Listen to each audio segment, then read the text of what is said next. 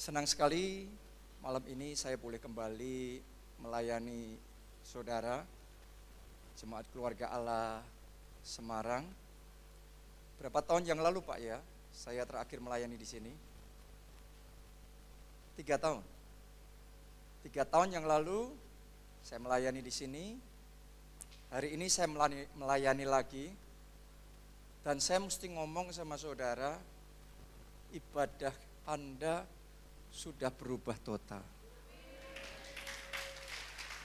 Sekarang ini, dimanapun gereja kita ada, saya perhatikan, ibadah kita ini berubah total. Bukan sekedar ibadah yang standar dalam artian mengikuti liturgi ibadah, program gereja, nyanyi lagu, terus diulangin 2 kali, refrainnya diulangin lagi, ending. Terus kemudian lagu berikutnya, hal yang sama dilakukan, ending. Jadi dari lagu ke lagu, ke lagu, ke lagu, setelah lagu, terus khotbah, doa berkat, pulang. Ibadah standar, biasa. Tapi yang saya rasakan malam hari ini, sementara kita beribadah, ini seperti murid-murid Yesus yang sedang menantikan janji Bapa. Saya bisa merasakan ada kehausan dan kelaparan yang kuat di dalam hati saudara. Dan kalau ibadah bisa berubah kayak gini, saya yakin pasti banyak yang doa puasa. Haleluya. Karena gereja kita tahun ini ngadain doa puasa di awal tahun, berapa hari? 21 hari. Ya, selesai, terus kemudian break sebentar, terus kita lanjut lagi setelah lebaran ya. Kita lanjut lagi, sekarang kita dalam masa doa puasa 40 hari. Dan bahkan Roh Kudus secara pribadi bicara sama saya, tahun ini harus lebih banyak puasanya daripada tidak puasanya. Ya, saya berdoa di Semarang akan dibangkitkan laskar-laskar Kristus yang punya kehausan besar, yang siap bayar harganya luar biasa, sehingga lawatan Tuhan bisa tercurah di tengah-tengah kita. Amin. Karena semuanya dimulai dari kehausan, kelaparan. Semua kebangunan rohani, semua kegerakan dimulai dari orang-orang yang kerinduannya berkobar-kobar, terus kemudian bersedia bayar harga sampai Tuhan bekerja. Selalu polanya sama terus-menerus seperti itu. Itu bisa jadi nobody, bisa jadi bukan orang terkenal, orang biasa-biasa, tapi Roh Kudus itu tidak pandang rupa. Roh Kudus bisa pakai saya, Roh Kudus bisa pakai istri saya, Pastor Nita. Roh Kudus bisa pakai setiap orang yang ada di tempat ini. Amin. Tanpa terkecuali Tuhan bisa pakai kita. Asalkan ada kerinduan yang besar. Jadi Anda yang sudah ikut doa puasa 40 hari, saya ngomong keep on. Lanjutin. Haleluya. Anda yang doa puasa 40 hari terus berhenti di tengah jalan, malam ini bertobat. Mulai lagi, mulai besok. Haleluya. Oh, banyak yang bertobat ternyata, Pak. Anda yang belum ikut doa puasa 40 hari, biarlah malam hari ini saya tantang saudara. Ayo bangkit, bayar harga. Anda akan melihat sekali lagi Semarang akan dilanda dengan kemuliaan Tuhan yang luar biasa. Amin. Dan malam hari ini yang saya mau bagikan sama saudara, Roh Kudus taruh di hati saya, adalah tentang revival. The spirit of revival. Roh kebangunan rohani, ini yang saya rasakan Tuhan itu mau kobarkan di tengah-tengah kita. Roh kebangunan rohani. Saya mau cerita sama saudara, yang mungkin sebagian sudah ada yang tahu, tapi sebagian mungkin banyak yang belum tahu secara detail. Tapi malam ini saya mau cerita sama saudara tentang satu sejarah kebangunan rohani terpenting dalam gereja Tuhan, yaitu Wales Revival. Kebangunan rohani Wales. Anda harus ngerti, ini adalah kebangunan rohani yang terbesar yang pernah terjadi dalam sejarah Inggris. Ya, jadi ini yang terbesar yang pernah mereka alami tahun 1904. Oke.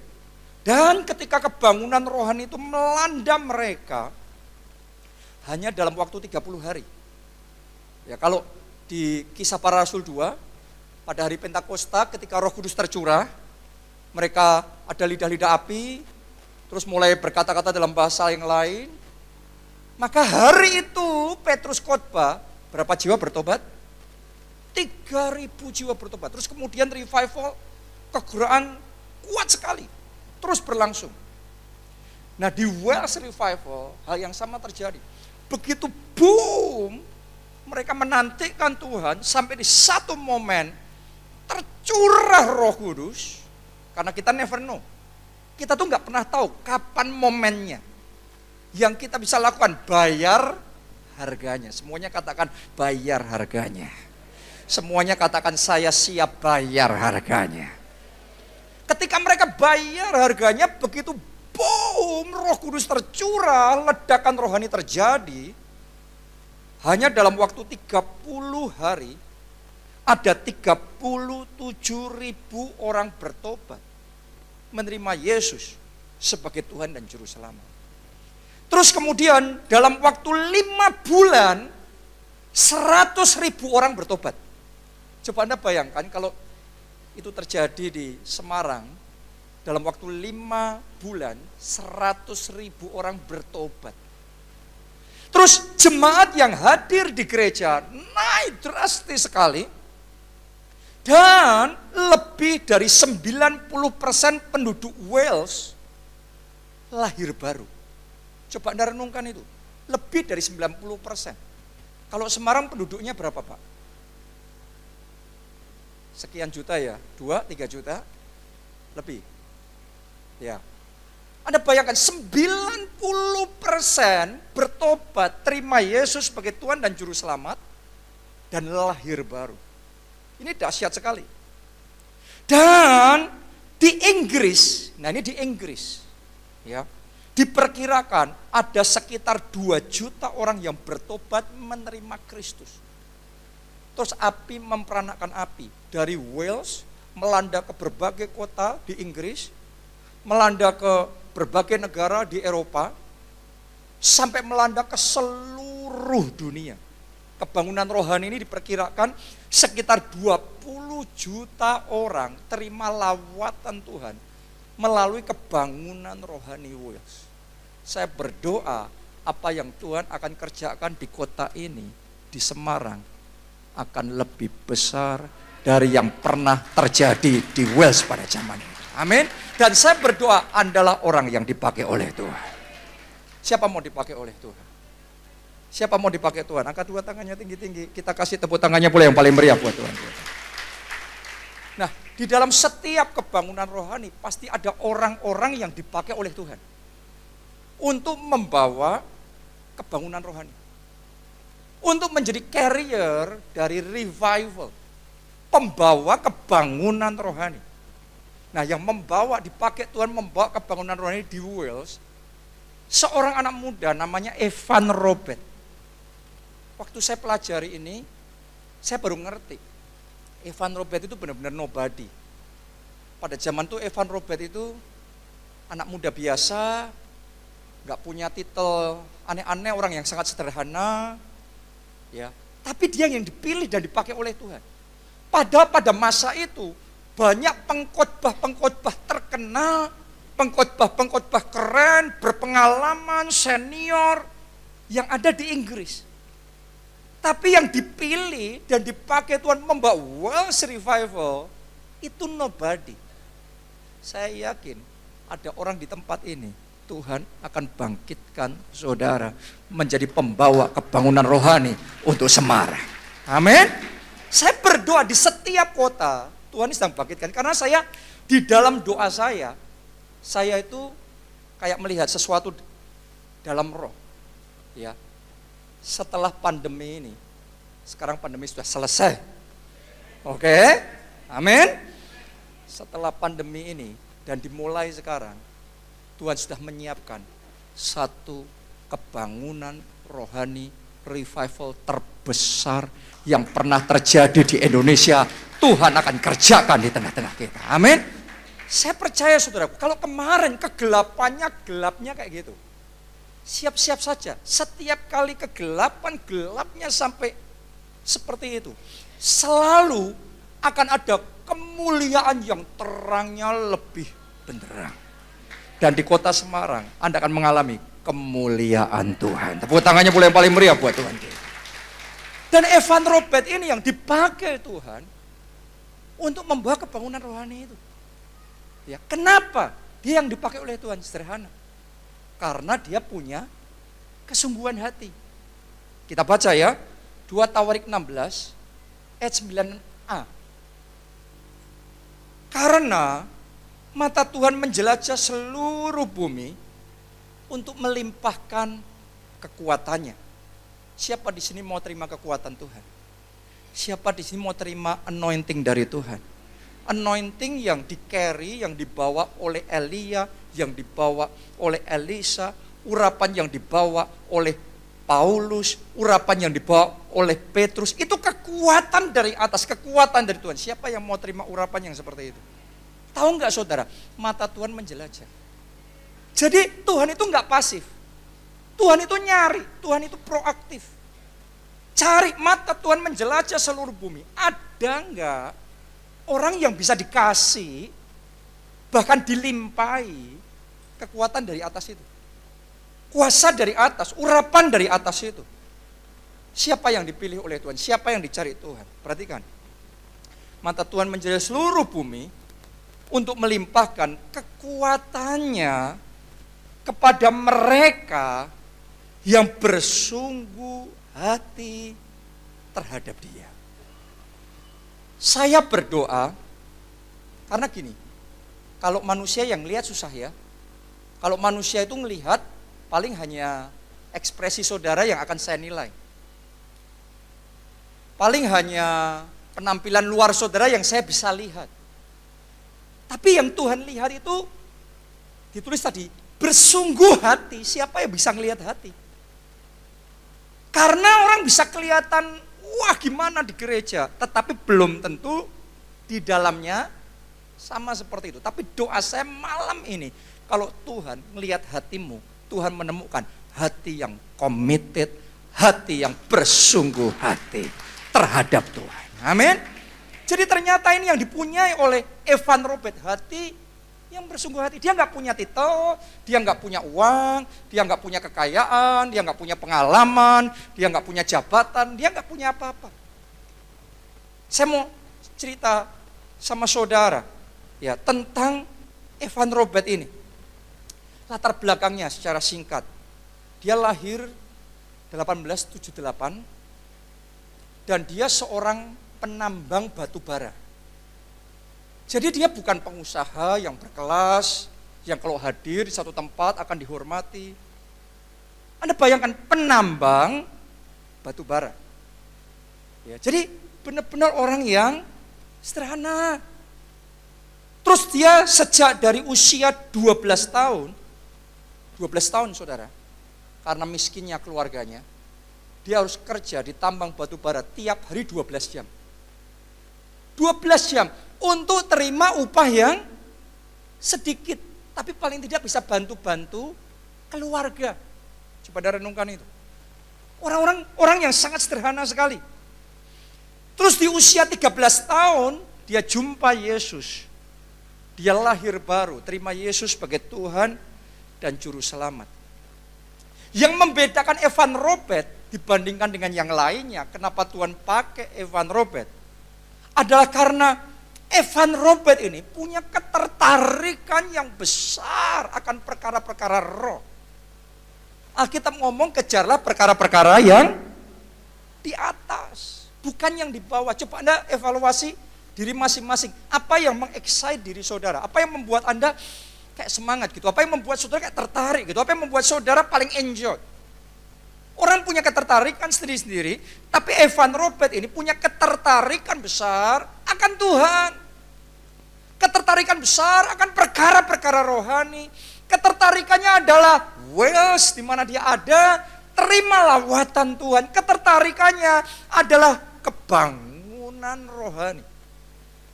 Entah gimana sejak dari kecil sudah muncul ketertarikan yang besar akan perkara-perkara roh. Dan saya bisa merasakan sementara saya ada di tengah-tengah saudara, ketertarikan akan perkara roh sedang dikobarkan dalam hati saudara. Mungkin selama ini ketertarikan akan perkara roh itu kecil, sedikit. Tetapi yang saya rasakan, ini nanti tambah hari, kehausan roh dan kelaparan roh saudara akan tambah besar, tambah kuat, tambah berkobar, tambah menyala. Kita baca Amos 8 ayat yang ke-11. Sesungguhnya waktu akan datang, demikianlah firman Tuhan. Aku akan mengirimkan kelaparan ke negeri ini. Boleh katakan amin? Tapi ini bukan kelaparan jasmani ya. Tuhan yang ngomong, aku akan mengirimkan kelaparan ke negeri ini. Bukan kelaparan akan makanan. Dan bukan kehausan akan air, melainkan akan mendengarkan firman Tuhan. Kelaparan roh yang kayak gini bangkit dalam hati saudara. Kehausan yang roh seperti ini dibangkitkan, ditimbulkan dalam spirit saudara. Amin. Karena Yesus yang ngomong, yang lapar kayak gitu, yang akan dipuaskan. Yang haus. Jadi kalau hari ini kita lawatan, ibadah lawatan, yang akan dipuaskan siapa? Yang haus. Roh Kudus itu gak akan semuanya. No, dia cari. Yesus yang ngomong, yang haus yang dipuaskan. Yang lapar yang dikenyangkan. Oh, saya berdoa Anda termasuk orangnya, Anda termasuk orangnya, Anda termasuk orangnya, Anda termasuk orangnya yang lapar dan haus dan dikenyangkan dan dipuaskan oleh Roh Kudus. Kenapa itu penting? Karena orang kalau nggak lapar, orang kalau sudah kenyang, mau disuguhin yang paling enak pun, ngomongnya gimana? Sudah, cukup. Saya kalau di Jakarta sering didampingi sama Bro Jeffrey ini, ya. Hari ini saya datang ke sini nggak sendiri. Saya datang bersama dengan istri saya juga, Pastor Nita. Ya, nanti saya akan minta Pastor Nita juga berdoa buat saudara. Ya. Tapi juga saya datang bersama dengan Bro Jeffrey. Nah, saya sering diajak sama Bro Jeffrey, selesai ibadah, makan, dan kalau makan sama dia, pesannya nggak kira-kira saudara. Ya, mejanya segini, itu mungkin pesanannya sudah melampaui mejanya. Oke, banyak sekali. Seringkali saya sampai makan, sampai sudah kenyang, terus disodorin terus. Setelah saya kenyang dan disodori terus, walaupun ini makanan enak, walaupun ini makanan yang mahal, saya akan ngomong, no, sudah cukup, kenyang, no. Benar apa tidak? Seenak apapun, semahal apapun, kalau kenyang kita no. Saya mau ngomong begini sama saudara, rema dari Tuhan, firman, makanan roh dari atas, mau seluar biasa apapun, kalau kita nggak lapar akan firman, nggak butuh, nggak enak rasanya, no. Mau hadirat Tuhan seluar biasa apapun, tapi kalau nggak ada kehausan untuk kita mencari Tuhan, kita akan terlewat. Nggak kena, nggak dapet. Saya berdoa malam hari ini, tidak seorang pun yang terlewat. Semuanya tanpa terkecuali terima lawatan Tuhan. Semuanya tanpa terkecuali terima rema yang dari Tuhan. Sementara firman ini saya bagikan, doa saya firman ini. Anda yang lapar, tangkap lagi. Tangkap lagi. Karena kalau saudara kenyang, ini makanan roh dibagikan lewat terus dari tadi. Tapi kalau orang lapar, begitu perkataan disampaikan, itu setiap kata-kata bisa jadi rema lagi. Bisa jadi rema yang mengenyangkan, masuk penetrasi dalam roh kita. Dan firman yang penetrasi dalam roh yang seperti itu akan berakar, dia akan bertumbuh, dia akan berbuah, bahkan 100 kali lipat. Doa saya, itu yang Anda alami dalam hidup saudara. Amin. Jadi butuh baliknya sama apa? Kelaparanmu sendiri. Kehausanmu sendiri. Kita nggak usah ngomong makanan yang benar-benar enak. Orang kalau sudah kelaparan kayak belum makan sekian lama, kelaparan banget, makanan nggak enak pun akan terasa enak. Orang kalau kenyang, makanan enak, kita ngomongnya, no, cukup, sudah. Saya berdoa, Jemaat Keluarga Allah Semarang nggak ngomong enough. Ini jam berapa selesainya nanti. Tapi saya berdoa yang muncul seruan dalam hatimu. More, Tuhan lebih lagi. Rema Tuhan lebih lagi. Karena itu janji Tuhan, yang akan Tuhan kirimkan adalah kelaparan. Tapi bukan kelaparan akan makanan dan minuman jasmani. Kelaparan roh, kehausan roh. Saya berdoa in the name of Jesus, saat ini dibangkitkan dalam hati saudara, dikobarkan dalam roh saudara. Amin, haleluya. Dan bahkan saya bisa ngerasakan sementara firman ini dibagikan. Anda bisa ngerasain enggak? Dalam hati saudara sedang dibangkitkan sesuatu. Jadi buka hati saudara, firman ini sedang dibangkitkan. Melalui firman, Roh Kudus sedang mengobarkan sesuatu. Dia sedang mengirimkan kelaparan roh itu.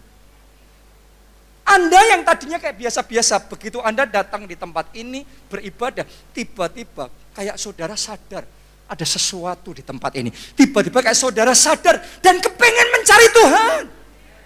Saya bisa ngerasain 40 hari ini, sementara kita doa puasa, tiap harinya kehausan roh lebih besar.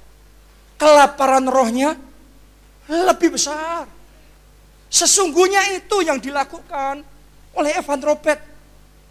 Sampai-sampai saking besarnya kelaparan dan kehausan rohnya. Dia tadi kerja di mana? Tambang batu bara kan?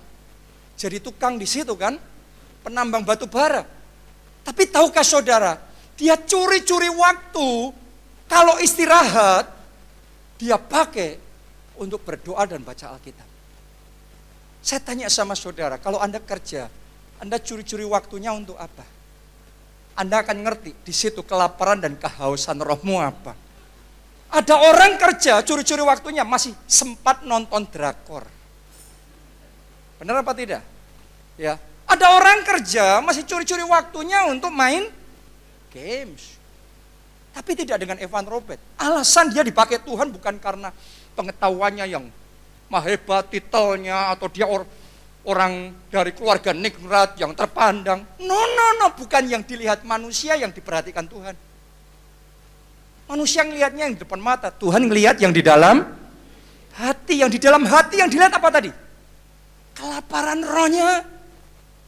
Yang lainnya enggak butuh Tuhan. Yang lainnya minggu sudah cukup. Ibadah Senin, ibadah Selasa, KKR 10 hari ngapain itu? Cukup. Kenapa? Kenyang. Tapi kalau hari apa ini ya? Ini hari Kamis. Hari Kamis yang datang masih sekian banyak. Saya tahu ada kelaparan, ada kehausan roh dalam hati saudara. Amin. Anda bisa memilih pergi ke tempat lain, Anda bisa memilih di restoran, happy-happy, makan enak. Tapi saudara memilih datang di tempat ini berdoa mencari wajah Tuhan. Tuhan lihat kerinduan saudara. Itu yang Tuhan lihat dalam diri Evan Robert. Yang lainnya teman-temannya atau pendeta yang lainnya, mereka enggak care. Tapi dia terus cari Tuhan. Dia selesai jam kerja, Saya tanya, kalau Anda selesai jam kerja tiap hari, apa yang Anda lakukan? Cepat-cepat pulang sebagian orang. Tapi tidak dengan Evan Robert. Dia selesai kerja, dia nunggu di depan pintu keluar, terus kemudian dia tanyain teman-temannya, hari ini Tuhan bicara apa sama kamu? Ayat ini kamu ngerti nggak? Ini maksudnya gimana ayat ini? Coba saudara, kalau jadi temannya nganggap dia gimana? Aneh banget ini orang.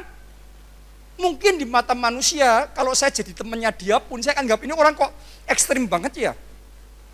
Tapi bukan itu yang dilihat Tuhan. Yang dilihat Tuhan, hati yang lapar. Kenapa? Mata Tuhan menjelajah di seluruh bumi. Mencari orang yang bersungguh hati. Dan dia temukan Evan Robert. Malam hari ini dia temukan Anda. Dia temukan saudara. Anda ditemukan oleh Tuhan. Jadi doa sama Tuhan, Tuhan, aku mau lebih lagi kelaparan roh itu. Karena Tuhan sudah berjanji, aku akan mengirimkan kelaparan roh. Kehausan roh. Jadi Anda doa sama Tuhan, aku juga Tuhan. Aku minta kelaparan roh yang seperti kau. Selama ini aku gak terlalu tertarik sama perkara rohani. Tapi mulai malam hari ini kirimkan Tuhan kelaparan roh itu. Kirimkan kehausan roh itu. Saya berdoa ini dibangkitkan dalam hati saudara. Anda tahu nggak, Evan Robert, kerinduan doanya itu bukan cuma waktu kerja. Dia saudaraku ya, tiap malam jam 12, jam berapa ya? Jam 1 tiap malam, mulai dari jam 1 sampai jam 5 pagi. Berarti berapa jam? 4 jam. Dia berdoa, dia bersekutu intim sama Tuhan, dan dia cerita selama 3-4 bulan, setiap jam 1 sampai jam 5 dibangunin Tuhan. Terus benar-benar dia itu bisa ngalami Tuhan nyata banget. Dia ngomong gini, aku seperti kayak bicara sama Tuhan, kayak bicara sama temanku sendiri. Tiap malam. Orang kalau nggak punya kelaparan, kehausan sama Tuhan, jangankan doa sejam, doa 10 menit sudah habis bahan khotbahnya. Dari Sabang sampai Merauke, semuanya sudah selesai. Benar? Itu 10 menit, 15 menit kita sudah gatel semua, kita sudah ngantuk semua. Ini jam 1 sampai jam 4 dibangunin Tuhan. Saya mau tanya, kalau nanti malam Anda dibangunin Roh Kudus, jam 1 untuk berdoa, Anda pilih bersekutu intim dengan Roh Kudus, atau saudara pilih tidurnya ya? Oh, saya percaya jemaat keluarga Allah Semarang, kelaparan rohnya mengalahkan keinginan tidurnya. Haleluya.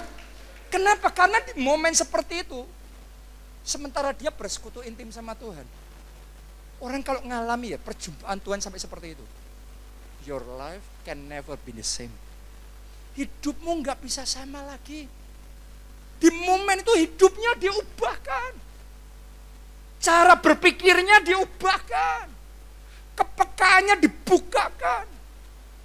Saya tuh tahu ada orang-orang di tempat ini, dalam 10 hari KKR ini, dalam momen lawatan Roh Kudus KKR ini, dan doa puasa 40 hari ini, ada orang-orang di tempat ini, telinga roh saudara dibuka sama Tuhan, dan Anda akan bisa mendengar suara Tuhan dengan jernih, dengan jelas, dengan tajam.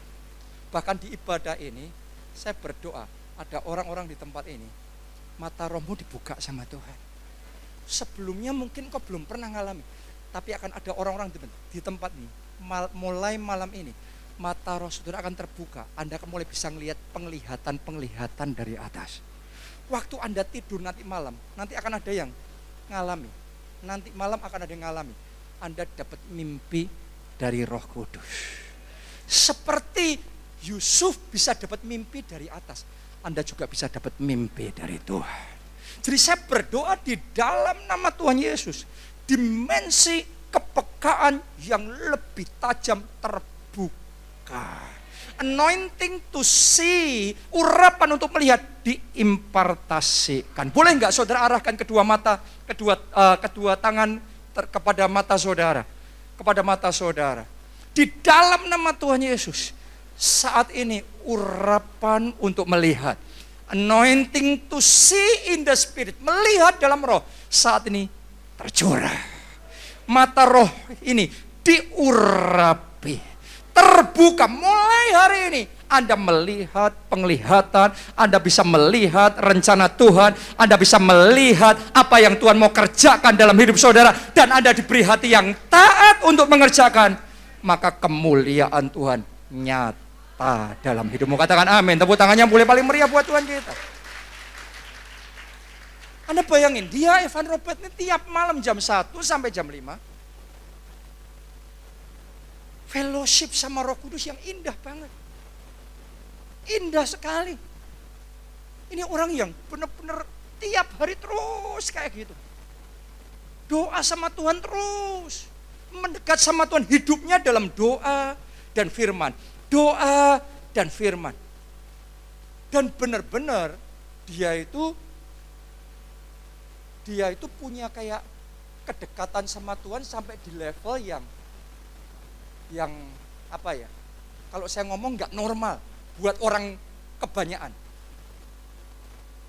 Kenapa saya ngomong begitu? Karena suatu kali keluarganya sendiri bawa dia diperiksa kejiwaannya.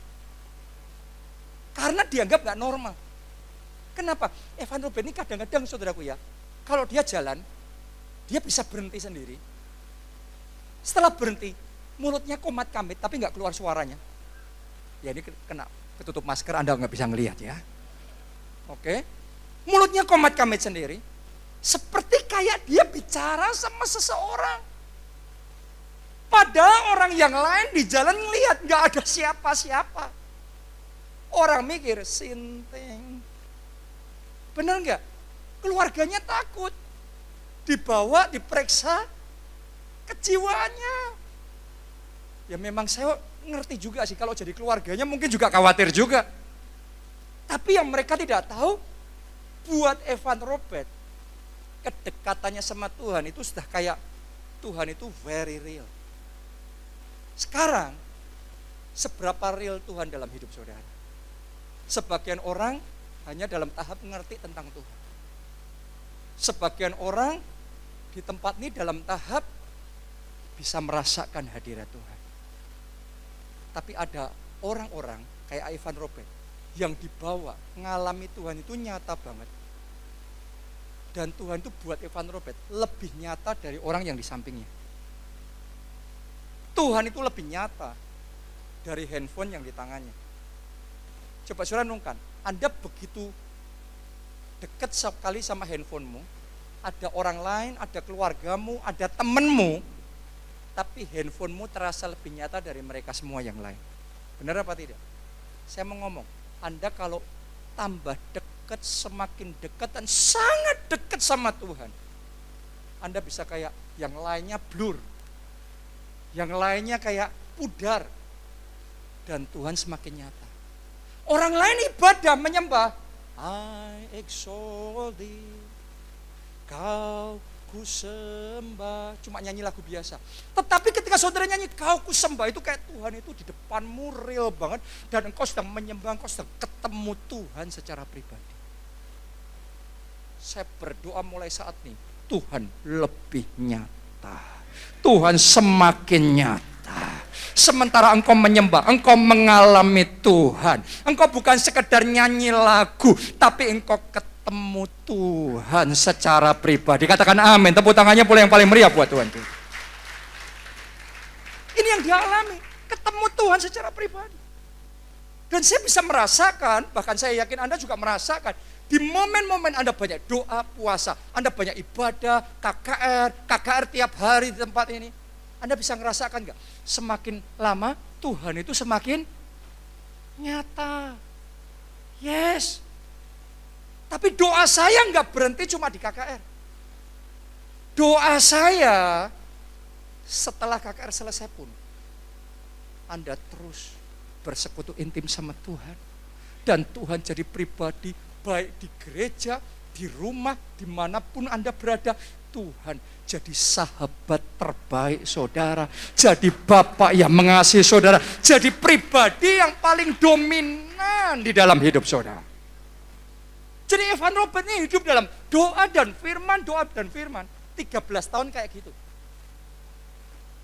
Kita KKR, tadi saya dikasih tahu sama Pak Cip, tidak 10 hari full ya. Jadi hari Kamis, Jumat, KKR, Sabtu, break, Minggu, ibadah, Senin, break juga, terus mulai Selasa sampai Jumat, terus lanjut Minggu. Ya. Nah, tapi saya berdoa mulai hari ini, bahkan setelah KKR ini, Anda akan dibawa mengalami persekutuan dengan Roh Kudus yang lebih indah. Lebih indah lagi, tambah indah. Anda kalau datang ditemani menyembah Tuhan, atau Anda di kamarmu menyembah Tuhan, engkau sudah lupa sama orang yang lain, engkau lupa sama masalahmu, engkau lupa sama persoalanmu, engkau pandang Yesusmu, engkau akan melihat kemuliaannya nyata dalam hidup saudara.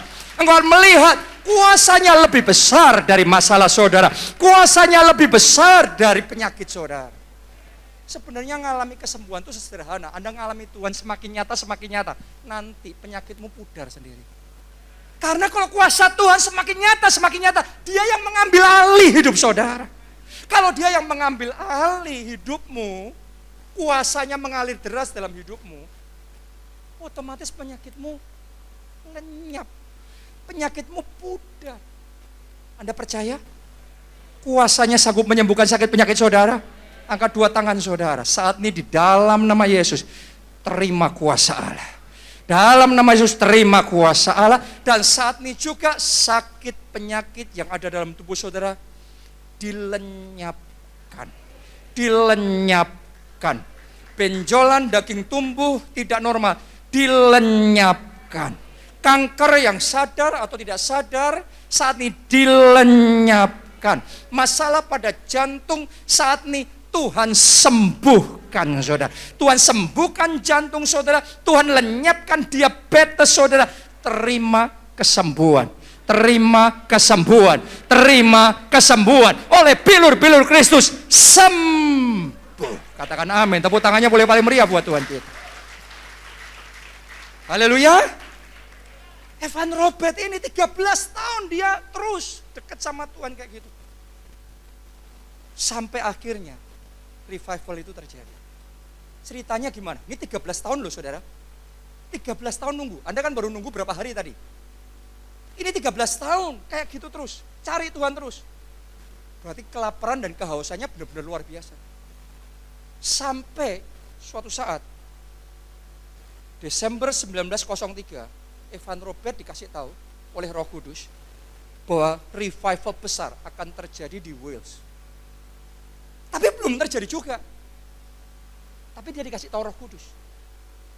Saya percaya ada orang-orang di tempat ini akan bisa mengkonfirmasi. Tuhan mau kerja besar untuk Semarang. Untuk Indonesia. Amin. Akan ada revival besar Tuhan kerjakan di tengah-tengah kita. 1904 bulan September, Evan Robert ikut satu ibadah kayak gini.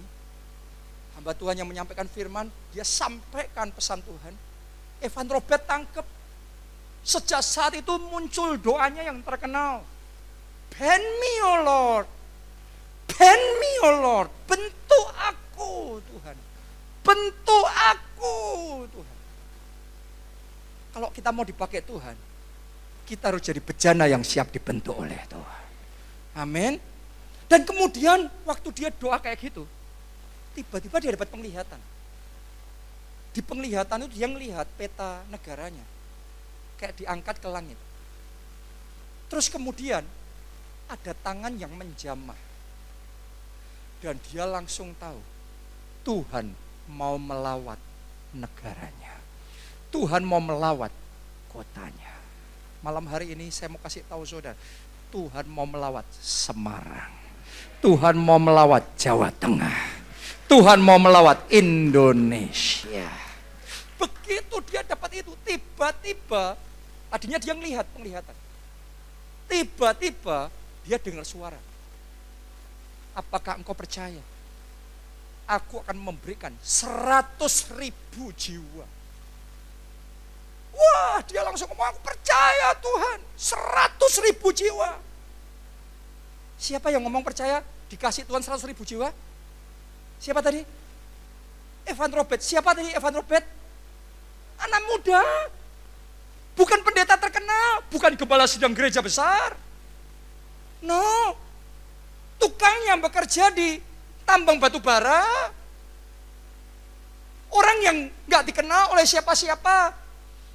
Tapi kalau orang itu punya kedekatan sama Tuhan, percayanya itu gak pakai dibatasi oleh keterbatasan manusia. Seringkali Tuhan ngomong sama kita, aku mau kerja besar, revival besar, mujizat besar. Kita ngomong, Tuhan, tapi utangku gimana lunasnya? Saya mau ngomong sama saudara, Tuhan kita tidak terbatas. Tidak terbatas. Amin. Dia bisa kerja beyond limitation. Melampaui semua keterbatasan manusia. Keterbatasan pendidikanmu bisa dilampaui Tuhan. Keterbatasan keuanganmu bisa dilampaui Tuhan. Keterbatasan power, koneksi yang Anda punya bisa dilampaui Tuhan. Kalau engkau percaya, sebab bagi Allah tidak ada yang mustahil. Pak Cep, Bu Cep tahu, gembalain gereja sampai jadi 1.000, 2.000, enggak semudah itu. Jadi kalau kita yang sudah sekian lama, termasuk saya, sekian lama memimpin pengembalaan gereja, seumur hidup mengembalakan gereja, gereja kita sekarang umur berapa? 30 tahun ini? 34. 1989 berarti 33. Ya, tahun ini 33. 33 kita baru mencapai 35.000 jiwa. Coba Anda renungkan. Baru 35.000 jiwa. Tetapi Evan Robert, Tuhan ngomong, aku akan memberikan 100.000 jiwa dalam waktu singkat. Itu kalau saya yang Tuhan ngomong kayak gitu, belum tentu gampang untuk percaya karena ngelihat pengalaman 33 tahun aja. Sekarang dia memulai dari zero, dari nol. Tapi Tuhan ngomong 100.000 dalam waktu singkat. Gimana masuk akalnya? Seringkali yang membuat Tuhan gak bisa bekerja karena kita membatasi Tuhan dengan akal kita. Mulai hari ini akal kita ditaklukkan di bawah kuasa firman Tuhan, di dalam otoritas firman Tuhan. Mulai hari ini akal kita tidak lagi membatasi Tuhan. Kita benar-benar percaya bagi Allah tidak ada yang mustahil. Katakan amin 3 kali. Amin, amin, amin. Tepuk tangannya boleh yang paling meriah buat Tuhan. Dia tanya sama teman yang di sampingnya, kamu percaya enggak kalau Tuhan mau ngasih aku 100.000 jiwa? Luar biasanya temannya ngomong, percaya. Ini teman baik saudaraku. Jadi ternyata revival itu, Anda butuh api ketemu api. Saya perhatikan ada orang-orang yang salah teman, salah pergaulan. Jadi kita mau revival, begitu cerita, yang satu kebalikannya. Jadi yang satu api, yang satu air, pademin. Baru mau nyala sebentar, pademin. Habis dah. Tapi yang saya rasakan malam hari ini, api ketemu api, api ketemu api, api ketemu api, apinya tambah besar, apinya tambah kuat, apinya tambah besar. Itu yang dia alami. Dia punya teman yang luar biasa pada waktu itu. Pulang dari ibadah itu, rohnya menyala-nyala, terus dia balik ke gerejanya. Dia minta dikasih kesempatan sama pendetanya, karena dia bukan pendeta, dia bukan gembala sidang, ya. Dia minta dikasih kesempatan, Roh Kudus bicara sesuatu, biarkan aku membagikan ini sama yang lainnya. Awalnya pendetanya kan juga rada gimana kan saudaraku ya. Masa ini anak muda, ingusan begini, mau membagikan firman Tuhan. Tetapi saya tahu itu Roh Kudus dia yang bekerja sehingga pendetanya setuju. Diumumin sama jemaat. Evan Robert terima pesan dari Tuhan. Akan membagikan firman kepada kita. Setelah diumumkan, datang jemaat. Berapa banyak? 17. Oke. 17. Berapa banyak orang di tempat ini malam ini? Yang pasti lebih dari 17. Benar apa tidak? Tapi Alkitab ngomong, Tuhan bisa bekerja baik dengan banyak maupun sedikit orang. Tuhan kita tidak terbatas. Pas saya ngomong begini, tiba-tiba Roh Kudus ngasih impresi dalam roh saya, ada orang di tempat ini yang sedang kesulitan keuangan dan juga dalam keadaan terjepit secara finansial. Tapi malam hari ini Tuhan berbicara, Tuhan akan kerjakan mujizat finansial, terobosan keuangan yang besar. Anda akan mengalami 5 roti dan 2 ikan. Mujizat 5 roti, 2 ikan yang di tanganmu dikit, tapi bisa cover banyak. Bukan cuma cover banyak, selesaikan kewajibannya besar. Tapi sisa 12 bakul akan terjadi kekurangan berubah kelimpahan. Terima itu dalam nama Yesus. Terima itu dalam nama Yesus. Tiba-tiba tuh Roh Kudus bicara lagi dalam hati saya. Bukan hanya yang sedikit, kayak 5 roti 2 ikan. Ada orang di sini yang sekarang ini di tangan saudara itu banyak.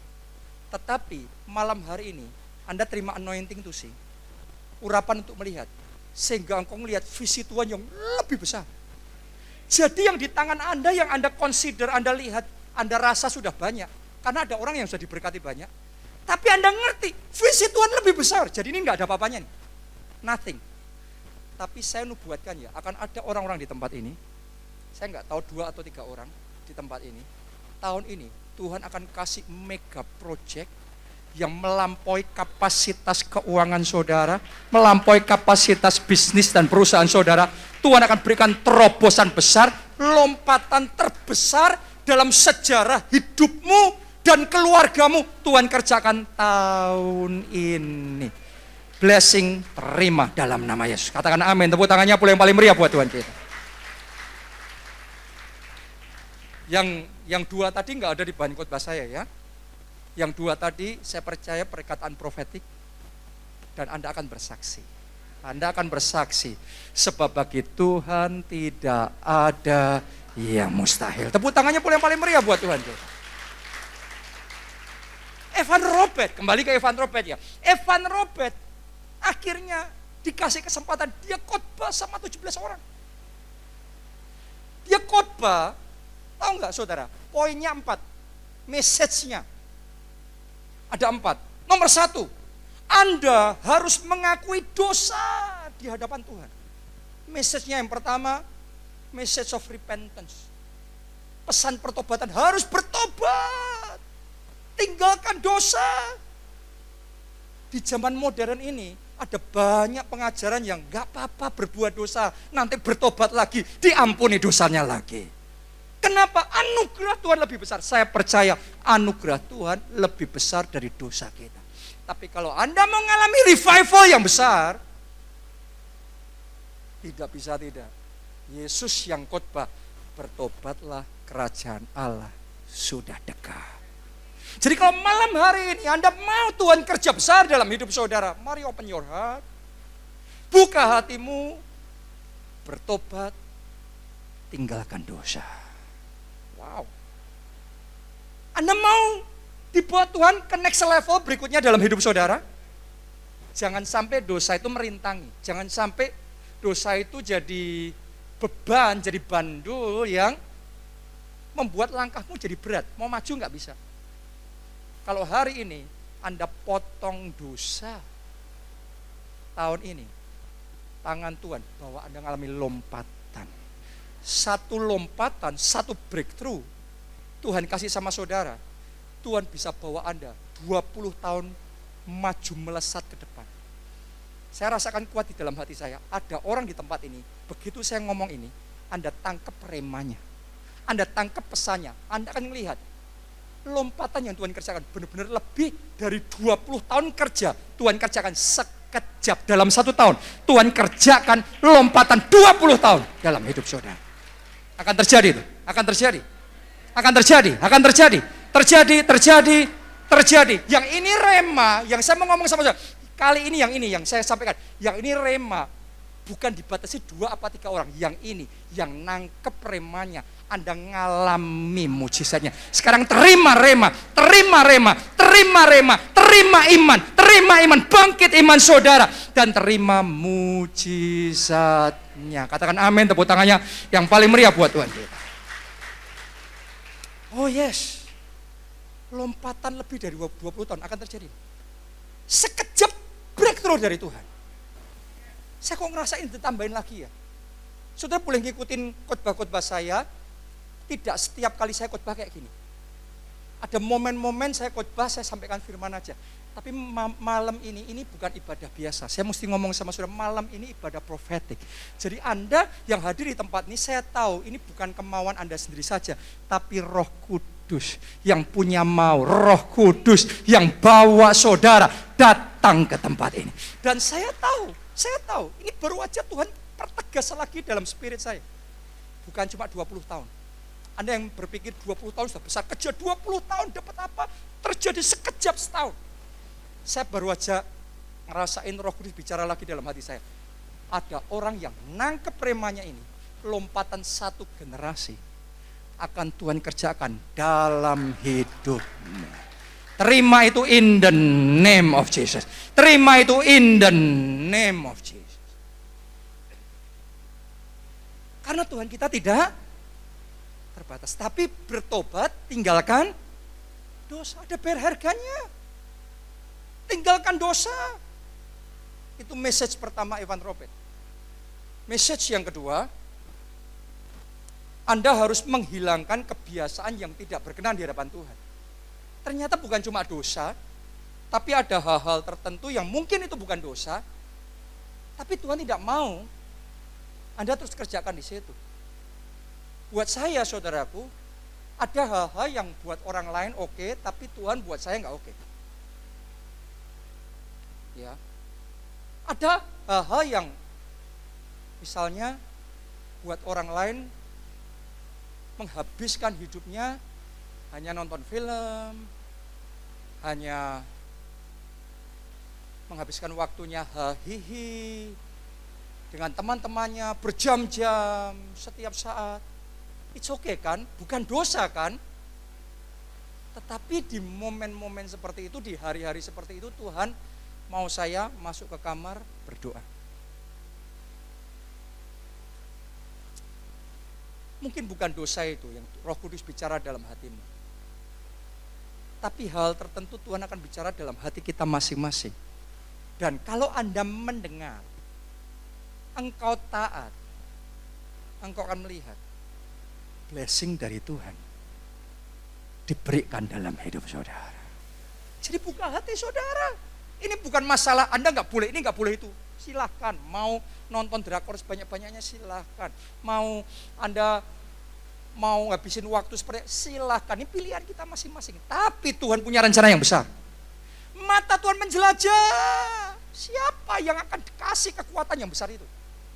Siapa yang akan dipakai jadi raja seperti Daud yang berkuasa? Siapa yang dipakai jadi nabi seperti Samuel yang kepekaannya tajam sekali? Siapa yang akan dipakai jadi Elia yang mengerjakan berbagai macam mujizat yang luar biasa? Siapa yang akan diangkat Tuhan jadi pejabat seperti Yusuf, Perdana Menteri, yang jadi berkatnya luar biasa sekali? Mereka itu orang-orang yang terima kekuatan dari Tuhan. Tapi yang dicari Tuhan, yang dipercayai Tuhan, orang yang bersungguh hati. Buat orang lain it's okay. Tapi buat orang-orang yang bersungguh hati, ada hal-hal yang buat orang lain oke, buat kita tidak oke.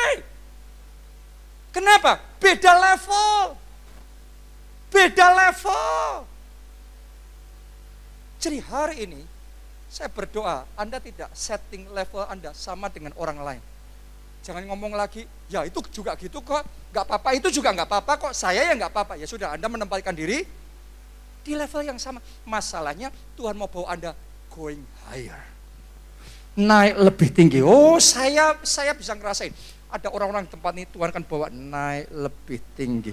Tuhan akan bawa naik level. Ini dari tadi ya, saya nggak tahu ya, kemarin Pastor Gideon Munte diajak maju ke depan sini nggak? Didoain satu-satu ya. Mungkin didoain satu-satu saudara. Tapi saya mesti ngomong gini, di ibadah ini mungkin belum tentu saya akan doain saudara satu persatu.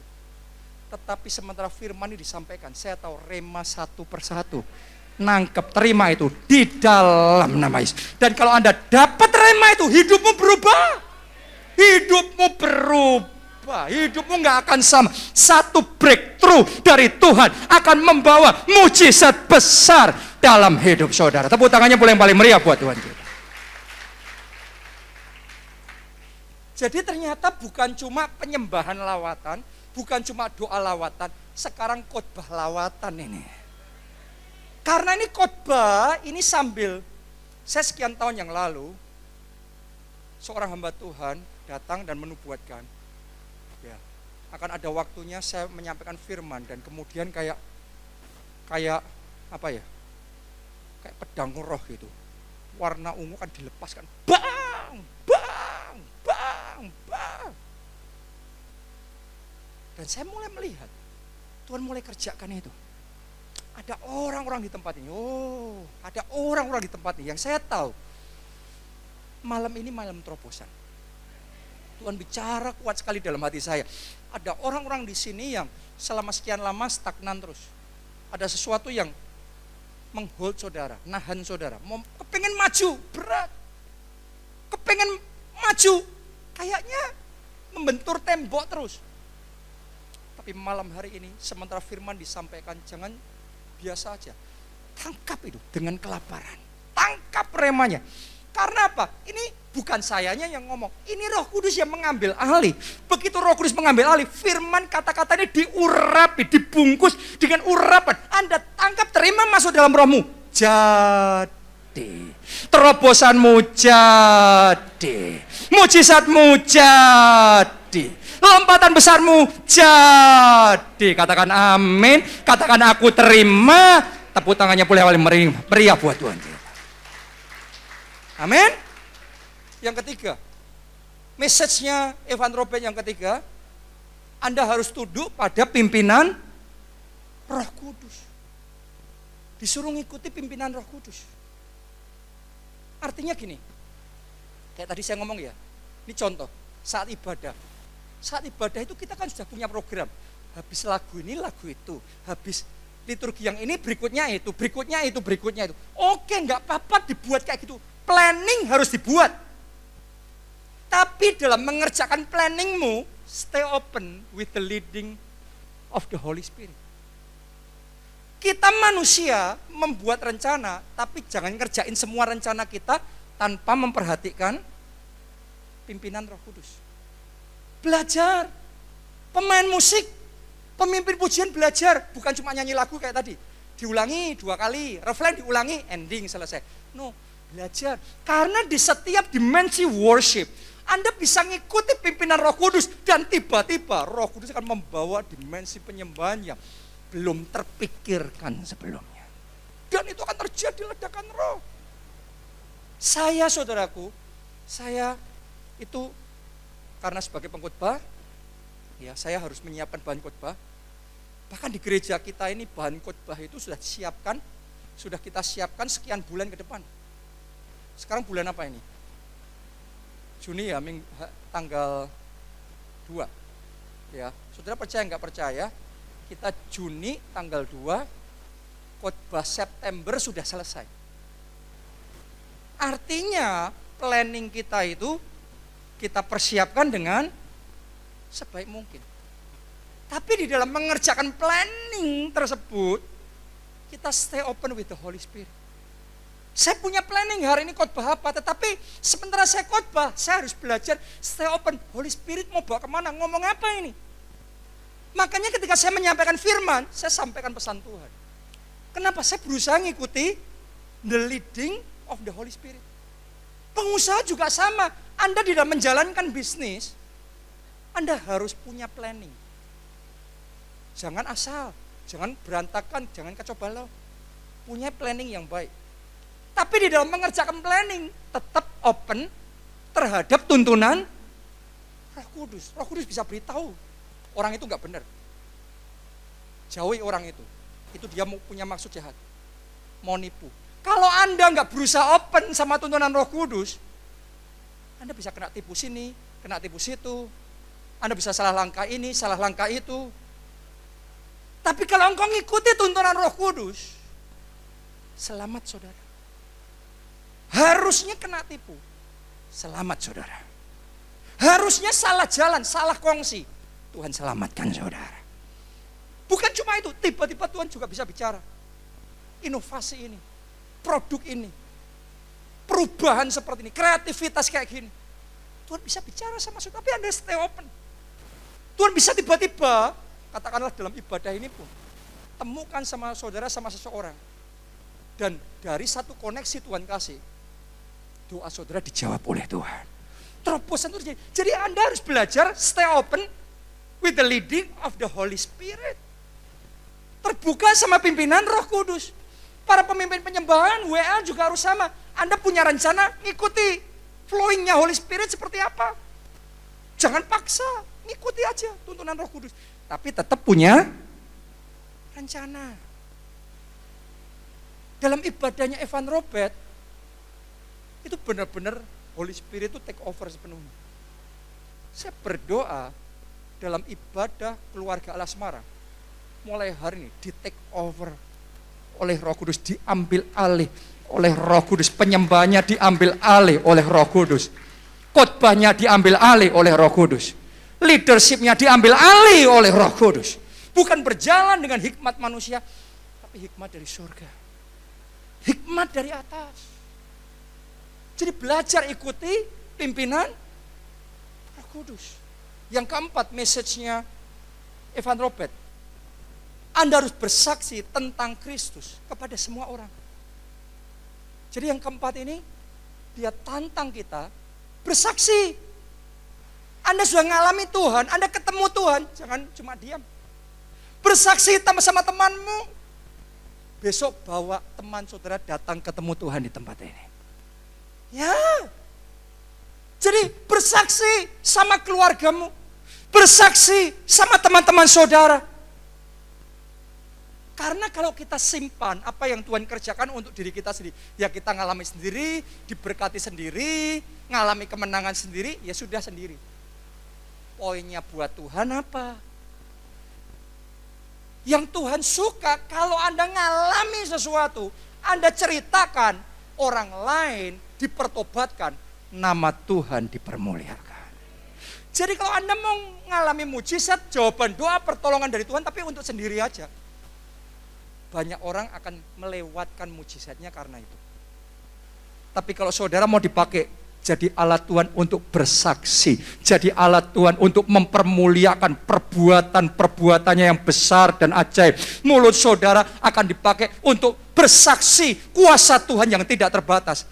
Dalam hidupmu mulai hari ini saya deklarasikan tidak akan pernah kering dari pertolongan Tuhan. Tidak akan pernah kekurangan dari jawaban doa, dari kuasa dan mujizat Tuhan terjadi melimpah dalam hidupmu. Tepuk tangannya yang paling meriah buat Tuhan kita.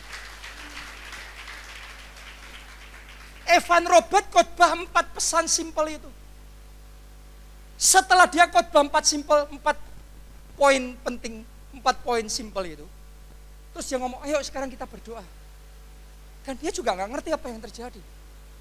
Tapi ketika dia berdoa, karena kehausan kelaparannya besar. Sudah tahu gak? Tiba-tiba Roh Kudus tercurah. Seperti di hari Pentakosta murid-murid Yesus.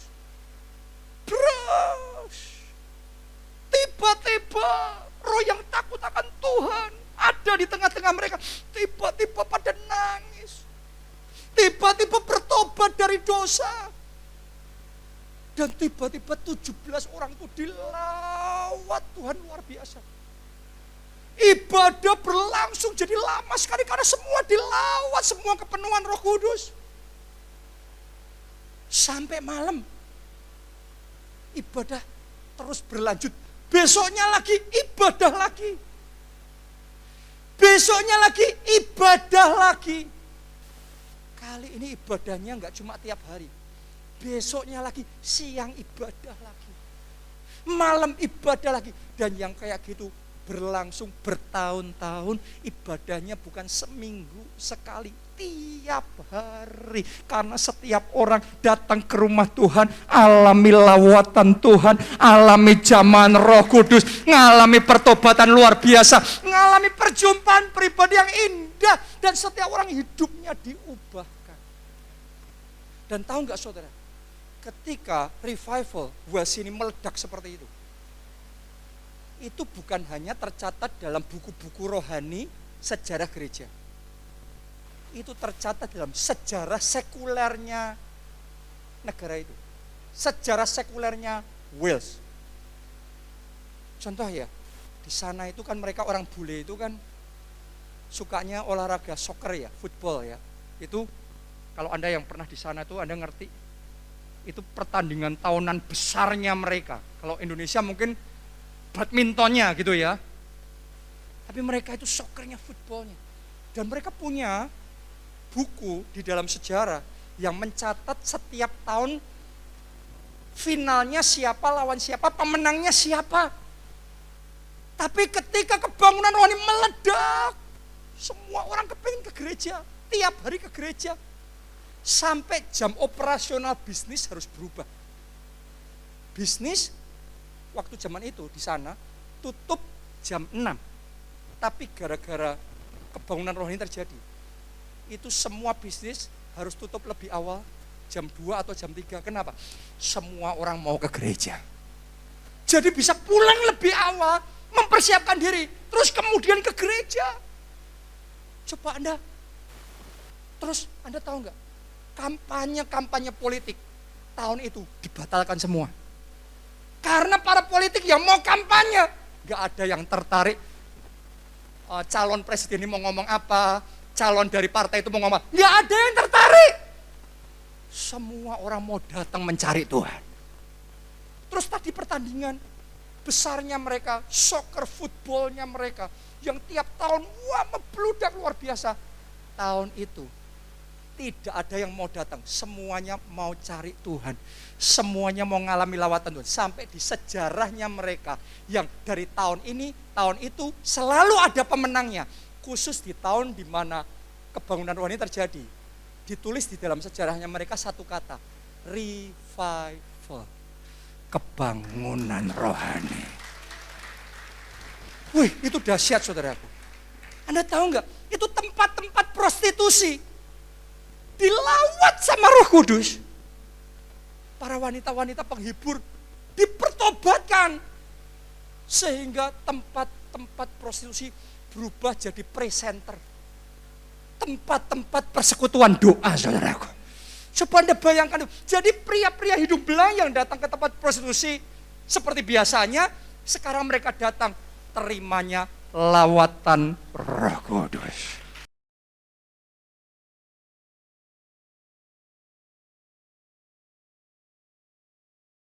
Liturgi yang ini, berikutnya itu, berikutnya itu, berikutnya itu. Oke, nggak apa-apa dibuat kayak gitu. Planning harus dibuat. Tapi dalam mengerjakan planningmu, stay open with the leading of the Holy Spirit.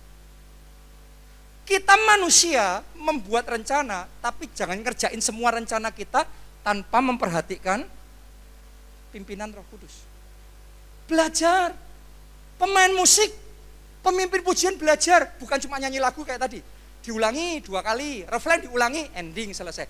No, belajar. Karena di setiap dimensi worship, Anda bisa ngikuti pimpinan Roh Kudus. Dan tiba-tiba Roh Kudus akan membawa dimensi penyembahan yang belum terpikirkan sebelumnya.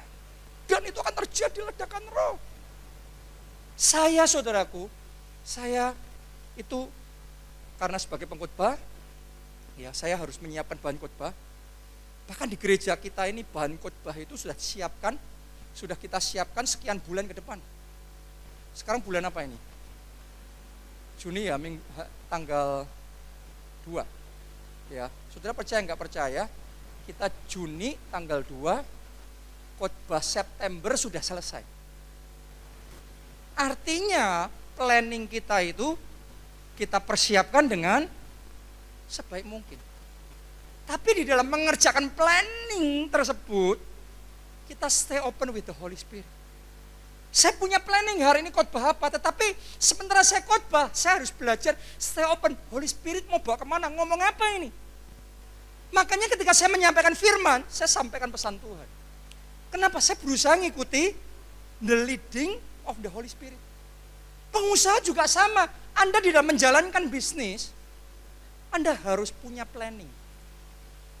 Jangan asal, jangan berantakan, jangan kacau balau. Punya planning yang baik. Tapi di dalam mengerjakan planning, tetap open terhadap tuntunan Roh Kudus. Roh Kudus bisa beritahu, orang itu enggak benar. Jauhi orang itu. Itu dia mau punya maksud jahat. Mau nipu. Kalau Anda enggak berusaha open sama tuntunan Roh Kudus, Anda bisa kena tipu sini, kena tipu situ. Anda bisa salah langkah ini, salah langkah itu.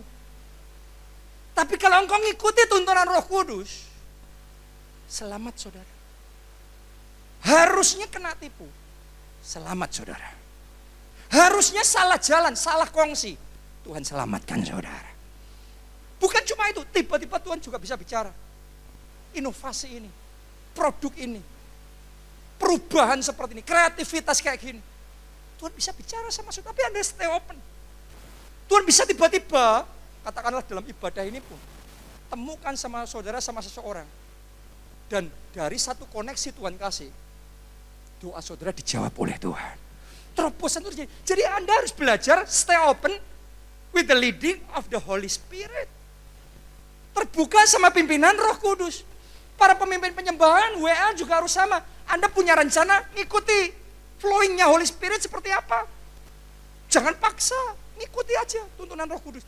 Tapi tetap punya rencana. Dalam ibadahnya Evan Robert, itu benar-benar Holy Spirit itu take over sepenuhnya. Saya berdoa dalam ibadah keluarga Allah Semarang, mulai hari ini di take over oleh Roh Kudus, diambil alih oleh Roh Kudus, penyembahnya diambil alih oleh Roh Kudus, khotbahnya diambil alih oleh Roh Kudus, leadershipnya diambil alih oleh Roh Kudus. Bukan berjalan dengan hikmat manusia, tapi hikmat dari surga, hikmat dari atas. Jadi belajar ikuti pimpinan Roh Kudus. Yang keempat, message-nya Evan Robert. Anda harus bersaksi tentang Kristus kepada semua orang. Jadi yang keempat ini, dia tantang kita bersaksi. Anda sudah ngalami Tuhan, Anda ketemu Tuhan, jangan cuma diam. Bersaksi sama temanmu. Besok bawa teman saudara datang ketemu Tuhan di tempat ini. Ya, jadi bersaksi sama keluargamu, bersaksi sama teman-teman saudara. Karena kalau kita simpan apa yang Tuhan kerjakan untuk diri kita sendiri, ya kita ngalami sendiri, diberkati sendiri, ngalami kemenangan sendiri, ya sudah sendiri.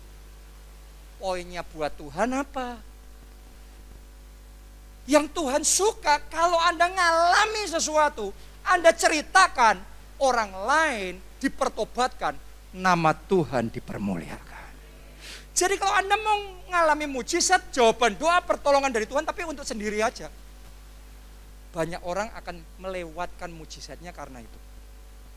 Tapi kalau saudara mau dipakai jadi alat Tuhan untuk bersaksi, jadi alat Tuhan untuk mempermuliakan perbuatan-perbuatannya yang besar dan ajaib, mulut saudara akan dipakai untuk bersaksi kuasa Tuhan yang tidak terbatas. Dalam hidupmu mulai hari ini saya deklarasikan tidak akan pernah kering dari pertolongan Tuhan. Tidak akan pernah kekurangan dari jawaban doa, dari kuasa dan mujizat Tuhan terjadi melimpah dalam hidupmu. Tepuk tangannya yang paling meriah buat Tuhan kita. Evan Robert khotbah 4 pesan simpel itu. Setelah dia khotbah 4 poin penting, 4 poin simpel itu. Terus dia ngomong, ayo sekarang kita berdoa. Dan dia juga gak ngerti apa yang terjadi. Tapi ketika dia berdoa, karena kehausan kelaparannya besar. Sudah tahu gak? Tiba-tiba Roh Kudus tercurah. Seperti di hari Pentakosta murid-murid Yesus. Tiba-tiba roh yang takut akan Tuhan, ada di tengah-tengah mereka. Tiba-tiba pada nangis. Tiba-tiba bertobat dari dosa. Dan tiba-tiba 17 orang itu dilawat Tuhan luar biasa. Ibadah berlangsung jadi lama sekali karena semua dilawat, semua kepenuhan Roh Kudus. Sampai malam ibadah terus berlanjut. Besoknya lagi ibadah lagi. Besoknya lagi ibadah lagi. Kali ini ibadahnya enggak cuma tiap hari. Besoknya lagi siang ibadah lagi. Malam ibadah lagi. Dan yang kayak gitu berlangsung bertahun-tahun, ibadahnya bukan seminggu sekali, tiap hari. Karena setiap orang datang ke rumah Tuhan, alami lawatan Tuhan, alami jamahan Roh Kudus, ngalami pertobatan luar biasa, ngalami perjumpaan pribadi yang indah, dan setiap orang hidupnya diubahkan. Dan tahu nggak saudara, ketika revival buah sini meledak seperti itu bukan hanya tercatat dalam buku-buku rohani sejarah gereja. Itu tercatat dalam sejarah sekulernya negara itu. Sejarah sekulernya Wales. Contoh ya, di sana itu kan mereka orang bule itu kan sukanya olahraga soccer ya, football ya. Itu kalau Anda yang pernah di sana itu Anda ngerti. Itu pertandingan tahunan besarnya mereka. Kalau Indonesia mungkin badmintonnya gitu ya. Tapi mereka itu soccernya, footballnya. Dan mereka punya buku di dalam sejarah yang mencatat setiap tahun finalnya siapa, lawan siapa, pemenangnya siapa. Tapi ketika kebangunan rohani meledak, semua orang kepingin ke gereja, tiap hari ke gereja. Sampai jam operasional bisnis harus berubah. Bisnis waktu zaman itu di sana tutup jam 6. Tapi gara-gara kebangunan rohani terjadi, itu semua bisnis harus tutup lebih awal, jam 2 atau jam 3. Kenapa? Semua orang mau ke gereja. Jadi bisa pulang lebih awal, mempersiapkan diri, terus kemudian ke gereja. Coba Anda, terus Anda tahu nggak? Kampanye politik tahun itu dibatalkan semua. Karena para politik yang mau kampanye, nggak ada yang tertarik. Calon presiden ini mau ngomong apa, calon dari partai itu mau ngomong apa, nggak ada yang tertarik. Semua orang mau datang mencari Tuhan. Terus tadi pertandingan besarnya mereka, soccer, footballnya mereka, yang tiap tahun membludak luar biasa. Tahun itu tidak ada yang mau datang, semuanya mau cari Tuhan. Semuanya mau ngalami lawatan Tuhan. Sampai di sejarahnya mereka yang dari tahun ini, tahun itu selalu ada pemenangnya. Khusus di tahun di mana kebangunan rohani terjadi. Ditulis di dalam sejarahnya mereka satu kata, revival. Kebangunan rohani. Wih, itu dahsyat saudaraku. Anda tahu nggak? Itu tempat-tempat prostitusi dilawat sama Roh Kudus. Para wanita-wanita penghibur dipertobatkan. Sehingga tempat-tempat prostitusi berubah jadi presenter. Tempat-tempat persekutuan doa, saudaraku. Coba Anda bayangkan, jadi pria-pria hidung belang yang datang ke tempat prostitusi seperti biasanya, sekarang mereka datang terimanya lawatan Roh Kudus. Oh, saya berdoa Anda ngalami lawatan Roh Kudus.